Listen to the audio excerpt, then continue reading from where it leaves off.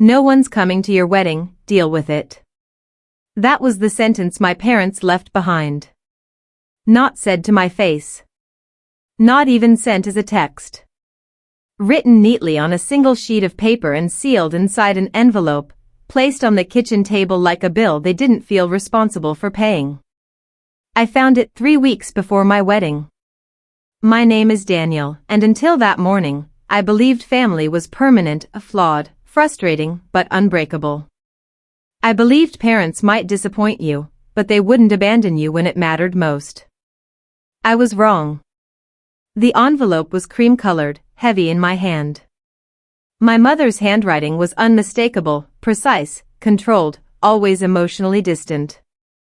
My father's influence was there too, in the tone. Cold. Final. Like a verdict already decided. They didn't mention love. Or pride. Or congratulations. Just logistics. They wrote that attending my wedding would be awkward. That extended family had been informed. That I should focus on my future instead of dragging the past into a public event. And then the line that hollowed me out completely, no one's coming. Deal with it. I stood alone in that quiet kitchen, reading it over and over, waiting for it to change. Waiting for it to become a joke. Or a test. Or anything other than what it was. My parents had chosen not just absence, but humiliation. Growing up, they'd always cared about appearances more than people. Perfect dinners. Perfect smiles. Perfect control. I was the obedient one, the peacekeeper, the child who didn't cause problems. But my engagement changed something. They didn't approve of who I was marrying. They never said it directly, but disapproval has a way of leaking out. Cancelled conversations. Passive comments. Sudden distance. Still, I never imagined this. They hadn't talked to me about it. No argument. No warning. Just a note, like I was a problem to be handled quietly. My phone buzzed. A message from my mother. You got the envelope. This is for the best. That was it. No call. No discussion. Just a closed door and a locked explanation. I folded the letter carefully and placed it back inside the envelope. My hands were steady, but my chest felt tight, like something inside me was bracing for impact. If my own parents could erase me from my own wedding, what else had they already decided without telling me? And why did it feel like this note wasn't the beginning of the betrayal, but the part they finally put in writing? After the envelope, nothing felt normal anymore. At first, I told myself my parents were just overwhelmed. Weddings did that to people. Stress made them say things they didn't mean. I clung to that explanation the way you cling to a railing in the dark, because the alternative hurt too much. But the red flags kept piling up. The first came when I called my aunt to confirm her flight. She hesitated. Long enough for my stomach to drop. Oh, she said carefully, your mother told us it was a very small ceremony. Immediate family only. Immediate family. I was her nephew. I called another cousin. Same story. Same tone. Different excuse. Some said they'd been told I didn't want a crowd. Others said the date had changed. One even asked if the wedding was still happening. Still happening. That's when I realized my parents weren't just skipping my wedding. They were rewriting it. I confronted my mother that night. Calm voice. Careful words.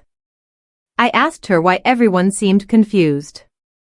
She sighed like I'd exhausted her. We're just managing expectations, she said. You're being sensitive. Sensitive. The word she used whenever I got too close to the truth. Then the secret calls started. Whenever I visited, my parents would step outside to take phone calls. Doors closed softly. Conversations lowered the moment I entered a room. My father once ended a call so abruptly he nearly dropped his phone. Who was that? I asked. Wedding stuff, he said. Adult things. Adult things. As if I wasn't the groom. Money became another quiet weapon. They'd promised to help with the venue deposit, something they'd insisted on. Suddenly, the transfer was delayed. Then forgotten. Then never mentioned again. Meanwhile, my younger brother's graduation party was fully funded, fully attended, fully celebrated. The contrast stung. At night, I lay awake next to my fiancé, staring at the ceiling, wondering how to explain what I didn't understand myself. She told me it didn't matter who showed up, that we were enough. I believed her. I wanted to. But deep down, the humiliation burned. A wedding is supposed to be a beginning. Mine felt like a quiet exile. The worst part? My parents acted normal. Polite. Almost kind. No yelling. No drama. Just this smooth, careful distancing, like people easing away from something contagious. A week later, I found out they'd booked a family trip for the same weekend as my wedding. They didn't tell me. I heard it from a neighbor. That was the moment doubt hardened into something heavier. This wasn't about stress. Or awkwardness. Or timing. They were planning something. And whatever it was, it didn't include me. I found out the truth by accident. It wasn't a confession. It wasn't a dramatic argument. It was a forwarded email, sent to me by mistake by a cousin who assumed I already knew. The subject line read, regarding Daniel's situation. My hands went cold as I opened it. It was from my mother. In calm, polished language, she explained to the family that my wedding was not to be acknowledged or attended. She said I was going through a phase, that my relationship was unstable, and that showing up would only encourage a mistake that would embarrass the family long-term. Then came the line that broke something inside me. We've asked Daniel to accept this quietly. No one's coming. He needs to deal with it. It wasn't just absence. It was a coordinated erasure. I scrolled further. Replies followed. Some relatives pushed back gently. Others stayed silent. A few agreed. My parents responded to each one with the same controlled authority they'd used my entire life, deciding what was best, who was right, and who would be excluded. They had turned my wedding into a family intervention. Without me. My chest burned. My ears rang. I felt 14 again, standing in the hallway while decisions about my life were made behind closed doors. Only this time, the stakes were higher. This wasn't a curfew or a college choice. This was my future. I drove straight to their house. They didn't deny it. My mother folded her arms, composed. My father stood behind her, silent but firm, like backup, not a partner. We were protecting you, she said. And ourselves. From what? I demanded. Love? Happiness? My father finally spoke. From public consequences. That's when it clicked. This wasn't about concern. It was about control. They were ashamed of who I was marrying, of the life I chose, of the fact that I'd stepped outside the image they'd curated for decades. Canceling attendance wasn't enough. They needed to make sure the family sided with them. They needed me isolated. You didn't even talk to me, I said, my voice shaking. You left a note. My mother shrugged. We knew you'd overreact. Something inside me snapped, not loudly, not violently, but completely. I felt heartbreak first. Then rage. Then a hollow disbelief that parents could be so calculated and feel justified. As I walked out, my mother called after me, her voice sharp but controlled. If you go through with this wedding, she said, Don't expect us to be there for you anymore. I stopped at the door. They thought that was a threat. But driving away, one thought kept repeating in my mind, steady, dangerous, undeniable, if they were willing to cut me out of my own wedding. What else were they willing to take from me? And what would happen if I stopped trying to earn a place they'd already decided I didn't deserve? That night, I sat alone in my apartment, staring at the envelope my parents had left on the kitchen table. The words "deal with it" blurred before my eyes. For hours, I replayed every memory, the dinners where my opinions were dismissed, the celebrations I'd been excluded from, the way they controlled every detail of my life while pretending it was love. The betrayal stung, but the realization that cut deepest was this: they didn't care about me. They had never cared about me. I thought about my fiancée, Sophie, who had been standing by me silently, believing in a wedding that now felt stolen. The life we had planned, the photos, the vows, the laughter, it wasn't just a party they were erasing. They were erasing my existence, my choices, my happiness. The trigger came unexpectedly. I was scrolling through old family photos when I stumbled on one from my childhood birthday. My parents were smiling, but my brother was the center of attention. I remembered the small pangs of disappointment I had always swallowed, telling myself it didn't matter. But now it did. It mattered more than ever. I realized that every time I had bent, forgave, or compromised to keep their approval, I had given them power over me. And power, once given, could be taken away but never returned. That's when clarity hit. I didn't have to beg for their attendance. I didn't have to wait for their approval.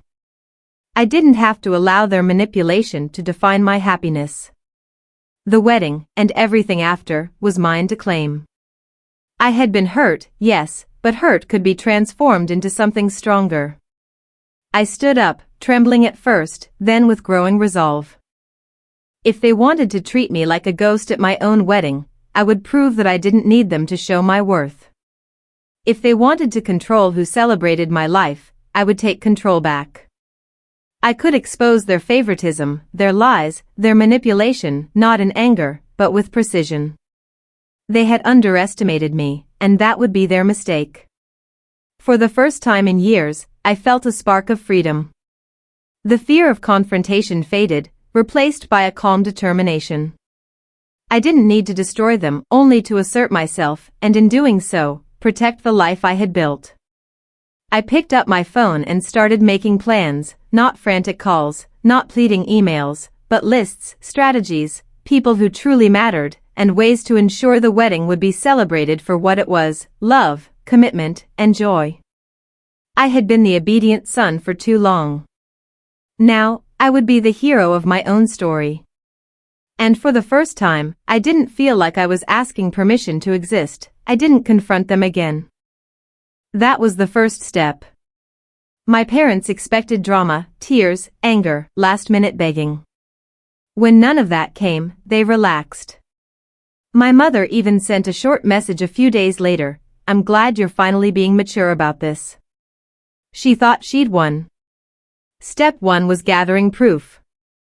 I went back to that email chain my cousin had accidentally forwarded and asked, carefully, quietly, if she could send me the full thread. She apologized. Said she felt awful. Within an hour, my inbox filled with screenshots, my parents' words, their instructions, their subtle threats about family unity and long-term consequences. Dates. Names. Everything. Then I started calling relatives, not to accuse, but to listen.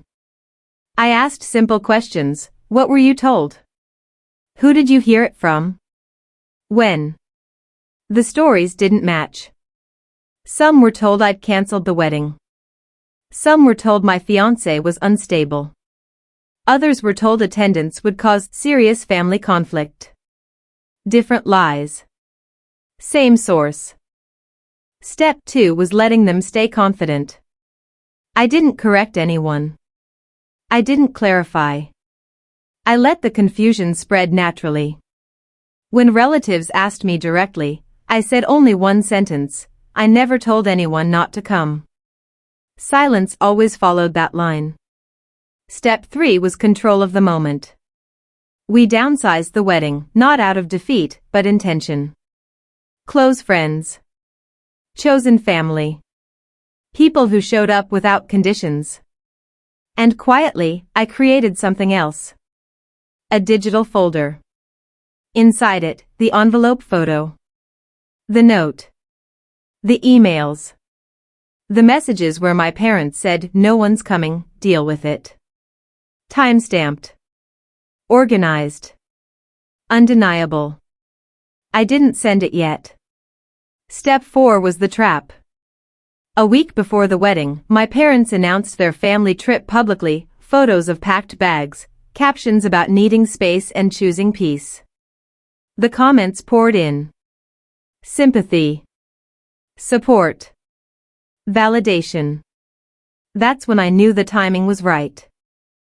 I reached out to the same relatives they'd contacted, group by group, calmly, and invited them to a private online album titled Just So You Know.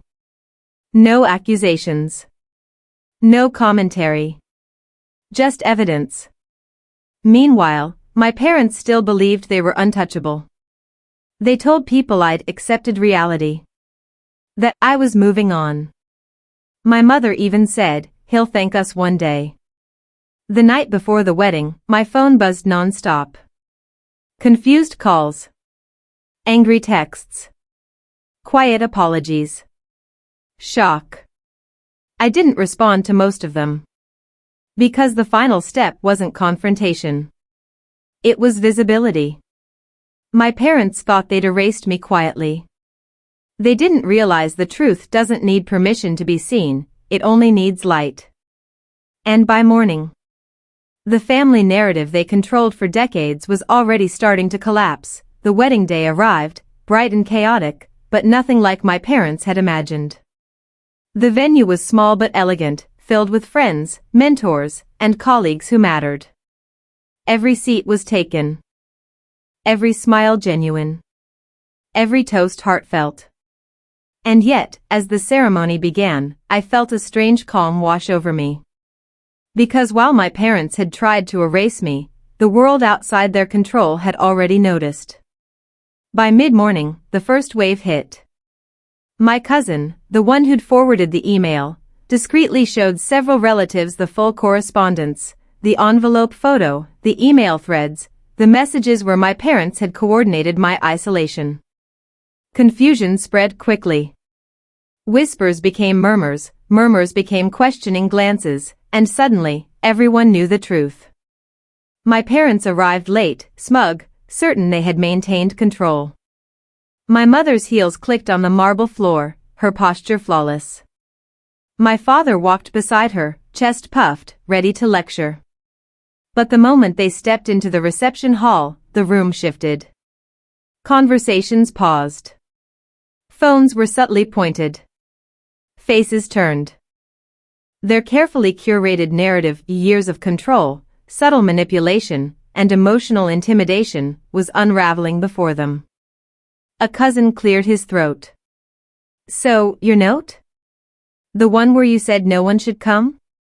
My mother froze. My father's face went pale. I didn't need to speak. The evidence spoke louder than any words I could muster. Screenshots, emails, and photos had already been shared, quietly but methodically. Relatives who had once stood by their side now whispered, "How could they do this?" To Daniel? Then came the ultimate moment. My father, realizing the humiliation was public, tried to intercept, speaking loudly, "Daniel, this isn't the time." I held up my hand. Calm. Collected. "The time was never yours," I said. It was mine. Guests who had been confused now leaned in. Phones recorded. Faces watched.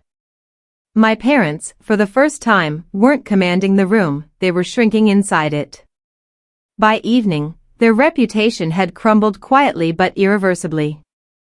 Calls from distant relatives, apologies from people they'd assumed were loyal, quiet confrontations, they were everywhere. They had intended to isolate me, but in doing so, they had exposed themselves. Every lie, every manipulative whisper, every calculated exclusion had been captured and shown for what it was, betrayal.